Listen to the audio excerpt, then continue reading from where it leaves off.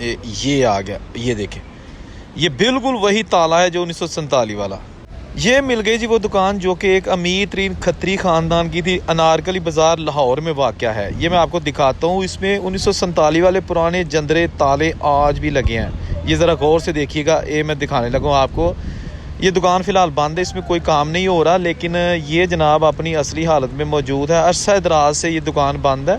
ये पुरानी जालियाँ, पुराने इसमें जो रोशनदान लगे हैं, इसमें मैं वो आपको ताला दिखाने लगा हूँ जो आजकल जो है ना वो नहीं मिलता, ठीक है ना। ये दुकान इसके साथ ही दूसरी है। इसके अंदर का माहौल आपको दिखा रहा हूँ। पुरानी छतें, इसमें भी गारमेंट्स और दूसरी चीज़ें सेल की जा रही हैं, लेकिन ये दोनों एक ही मालिक की दुकानें थी।